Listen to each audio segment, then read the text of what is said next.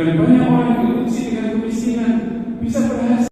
Tetapi pada saat diberi ujian kekayaan, banyak yang kurang berhasil dan jatuh ketika dia diberikan kekayaan, diberikan jabatan, diberikan kelimpahan harta kekayaan, ujian keduniaan, itu banyak yang tidak berhasil. Jadi sekali lagi, itu pertama. Yang kedua adalah bahwa kebaikan itu menular seperti energi positif. Jadi para ahli-ahli fisika itu ada namanya energi. Mereka mengatakan energi itu kekal. Jadi energi kebaikan yang kita lakukan di dunia ini itu sesungguhnya akan berkembang terus. Kebaikan yang kita lakukan hari ini tidak akan berhenti pada sampai kita meskipun kita sudah meninggal. Tetapi kebaikan itu akan bisa berkembang.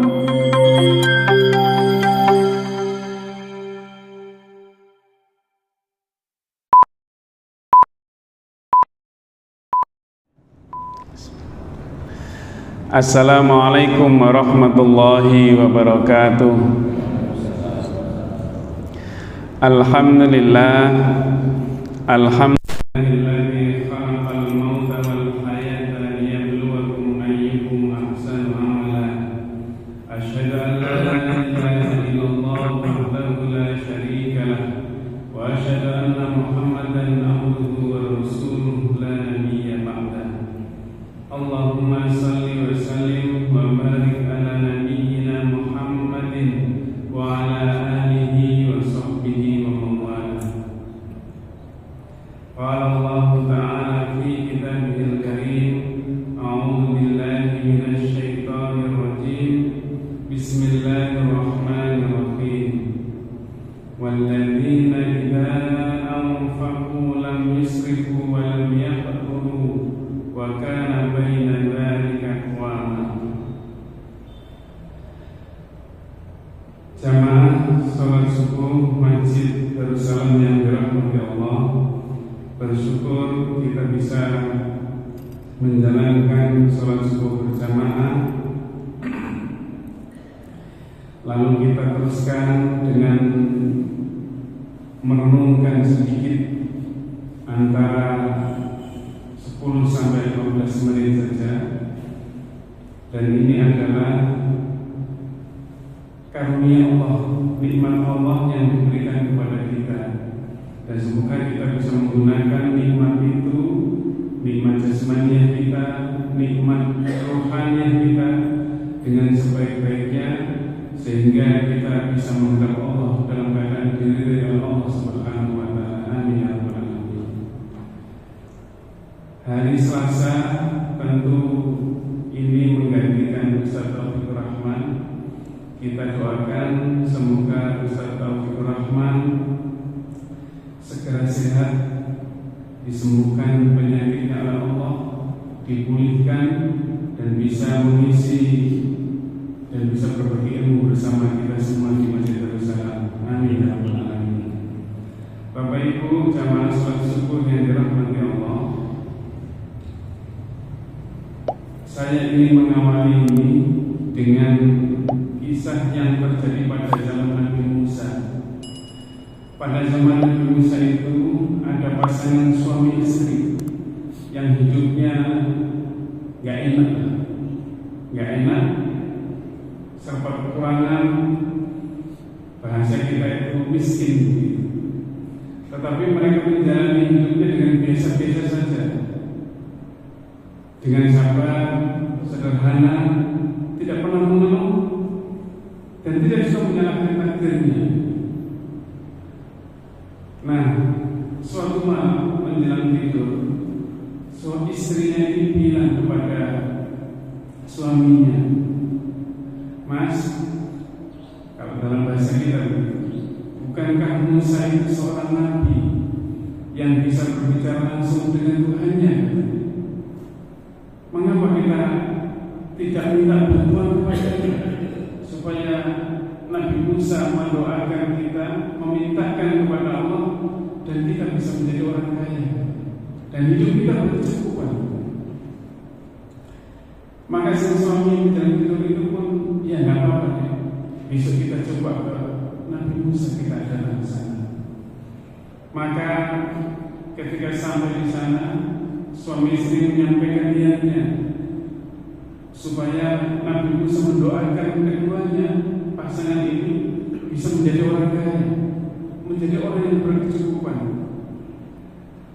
Maka ketika disampaikan, Nabi Musa pun berdoa dan Allah kemudian memberikan jawaban. Dan Nabi Musa mengatakan, wahai Musa, dan Nabi Musa menyampaikan kepada pasangan ini, Allah menyampaikan kepada saya bahwa Allah mengijabahi doa permintaan kalian keduanya. Tetapi kamu akan menjadi kaya, kalian menjadi kaya hanya cukup 1 tahun saja, tidak lebih dari itu. Mendengar apa yang disampaikan itu, pasangan suami istri pun kemudian menerima, sangat senang dan tidak kemudian menawar kenapa bertanya kemudian kenapa cuma 1 tahun saja, atau melakukan apa dan sebagainya, tapi ia menerima, bersyukur dan sangat bahagia. Maka beberapa hari kemudian setelah itu Allah melimpahkan rezeki dari hal yang tidak pernah ia duga. Ia menjadi orang kaya yang datang dan coba jika usahanya, membuat usaha ini dan berhasil. Maka si istri ini kemudian mengingatkan kepada suaminya, Mas, gimana kalau selama 1 tahun ini ketika kita menjadi orang kaya ini, kita gunakan kesempatan untuk berbagi sesama, untuk memberi makan orang-orang miskin, menyantuni anak-anak, dan kita buatkan rumah singgah untuk para musafir. Pokoknya kita bagikan semuanya. Gimana? Maka semuanya pun mengaku setuju. Ya tidak apa-apa. Apa yang diberikan Allah kita bagikan semuanya. Maka itulah yang dilakukan oleh suami istri ini ketika dia diberi menjadi orang kaya selama 1 tahun. Maka hari berganti hari sampai tahun melewati, pasangan ini tidak semasa kalau sudah melewati 1 tahun. Tapi Nabi Musa mengingat itu, orang ini ketika menjadi tidak seperti semua lagi, ketika menjadi miskin lagi kan? Maka Nabi Musa pun kemudian mengadu kepada Allah, ya Rabb, bukankah engkau berjanji bahwa mereka hanya akan menjadi orang kaya selama 1 tahun? Tapi mengapa sampai sekarang mereka hidup masih berkecukupan terus? Maka Allah pun menjawab, wahai Musa, aku bukakan 1 pintu rezeki bagi mereka, tetapi mereka membuka pintu-pintu rezeki untuk hamba-hamba. Maka aku titipkan kekayaan itu kepada mereka lebih lama lagi.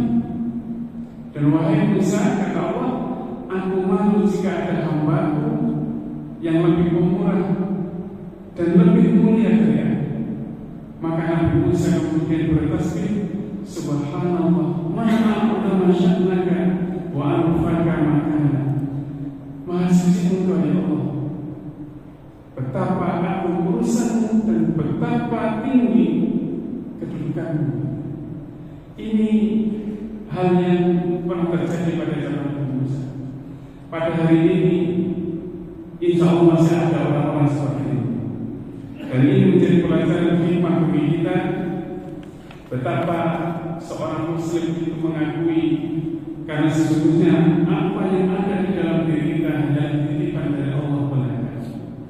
Tinggal bagaimana mengelolanya, bagaimana membagikannya, itu yang menjadi ujian bagi seorang yang mukmin. Dan banyak orang yang diuji dengan kemiskinan bisa berhasil, tetapi pada saat diberi ujian kekayaan, banyak yang kurang berhasil dan jatuh ketika dia diberikan kekayaan, diberikan jabatan, diberikan kelimpahan harta kekayaan, ujian keduniaan, itu banyak yang tidak berhasil. Jadi sekali lagi, itu pertama. Yang kedua adalah bahwa kebaikan itu menular seperti energi positif. Jadi para ahli-ahli fisika itu ada namanya energi. Mereka mengatakan energi itu kekal. Jadi energi kebaikan yang kita lakukan di dunia ini itu sesungguhnya akan berkembang terus. Kebaikan yang kita lakukan hari ini tidak akan berhenti pada sampai kita, meskipun kita sudah meninggal, tetapi kebaikan itu akan bisa berkembang, bisa akan diberikan menjadi anak cucu kita, akan diberikan kepada saudara-saudara kita, kepada istri kita, misalnya begitu. Jadi itu tidak akan terus berkembang terus.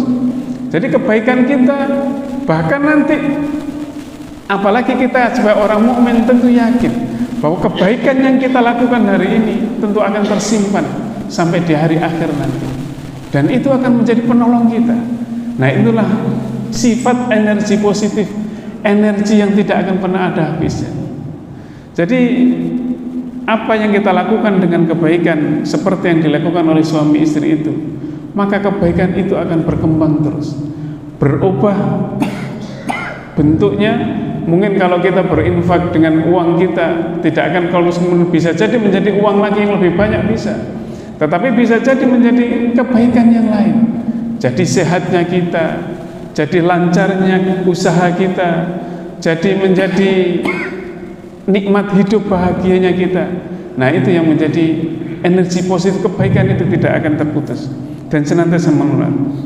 Yang ketiga adalah bahwa keberkahan itu sesungguhnya bukan terletak pada jumlahnya, tetapi bagaimana pada dampaknya.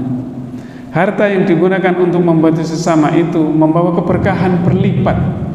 Jadi berlipat. Bagaimana berlipatnya? Bisa jadi hartanya itu bertambah, tetapi juga bisa jadi juga sehatnya juga bertambah. Anak-anak kita juga sehat, istri kita sehat, keluarga kita sehat. Dan semua yang kita lakukan menjadi menyenangkan, menjadi membahagiakan, dan memberikan kebaikan untuk kita dan orang-orang lain. Jadi sekali lagi, orang hidup itu bukan soal bagaimana menjadi orang yang terbaik, tetapi seberapa banyak yang sudah kita lakukan untuk berbuat baik. Tetapi sekali lagi, orang berinfak, bersedekah itu tentu saja tidak kemudian kita berikan semuanya, tidak. Jadi di dalam surat Al-Isra itu Allah mengingatkan, wala taj'al yadaka maghlulatan ala unukika wala tabshitha wala tabsutha kullal bas fataqud maluman mahsura. Jadi jangan kamu jadikan tanganmu itu terikat ke lehermu. Maksudnya jangan menjadi orang yang kikir, orang yang pelit. Tapi juga wala tabsutha kullal bas, tetapi jangan kamu lapangkan semuanya. Maksudnya loyal semua terus diberikan, enggak. Kenapa? Kata Allah, fataqud maluman mahsura. Bisa jadi kamu nanti akan menjadi tercela karena kikirnya, tetapi juga mahsuran, menjadi orang yang menyesal ketika memberikan semua yang engkau miliki itu. Di dalam surat Al-Furqan juga diingatkan oleh Allah, orang ibadur rahman itu salah satu cirinya adalah walladzina idza anfaqu lam yusrifu wa lam yaqturu wa kana baina dzalika qawama. Jadi orang yang seorang hamba Allah itu bijak. Bijaknya gimana? Ketika dia berinfak, dia tidak berlebih-lebihan, tapi juga walam yaqturu, tidak kikir, tidak pelit begitu. Wa kana baina dzalika qawama, dan di antara keduanya itulah dia membangun keseimbangan. Pada saat kita tidak punya, pada saat sempit, tetap memberikan, tetap berinfak. Dan itu menjadi ciri-cirinya orang yang bertakwa. Di dalam surah Ali Imran, alladzina yunfikuna fis sarra'i wad dharra. Jadi itu menjadi jiwa, tetapi tidak kemudian berlebih-lebihan, tapi juga tidak kikir. Jadi ketika dalam keadaan sempit tetap berinfak, tetap bersedekah, tetap berbagi. Tetapi ketika dalam keadaan lapang, berbaginya lebih begitu. Sa'ad bin Abi Waqqas itu pernah suatu saat ketika haji wada itu menghadap kepada Rasulullah. Ya Rasulullah, saya ini, harta saya ini banyak, kekayaan saya ini banyak, kata Sa'ad bin Abi Waqqas. Maka kemudian mengatakan, saya ingin memberikan apa yang aku miliki ini untuk fisabilillah. Maka kemudian Rasulullah bertanya, apakah sudah kamu tinggalkan untuk istrimu Sudah ya Rasulullah, jangan semuanya. Bagaimana kalau separuhnya ya Rasulullah? Rasulullah bertanya lagi, apakah sudah kamu tinggali saudara-saudaramu? Karena waktu itu Sa'ad bin Abi Waqqas belum punya anak. Sudah ya Rasulullah. Maka Rasulullah mengatakan, jangan separuhnya, biarkan sepertiganya saja. Jadi sepertiga itu adalah berinfak secara maksimal dari apa yang kita infakkan, kita sedekahkan dari harta kita. Kalau dalam hitungan sekarang, jangan sampai sepertiganya, 1/10 saja kita belum tentu kita menginfakkan harta kita. Jadi ini menjadi pelajaran saja bagi kita bahwa orang berbagi itu tidak akan ada habisnya, dan itu menjadi bekal kita di dunia dan di akhirat. Semoga yang sedikit ini bisa menjadi pelajaran bagi kita, dan kita dimasukkan oleh Allah ke dalam hamba yang senang bersedekah, hamba yang senang berinfak, dan tentu saja hamba yang ikhlas melakukan kebaikan semata-mata karena Allah Subhanahu wa taala. Nasrun minallah wa fathun qarib wa basyiril mu'minin. Subhanakallahumma wa bihamdika asyhadu an la ilaha illa anta astaghfiruka wa atubu ilaik. Wassalamualaikum warahmatullahi wabarakatuh.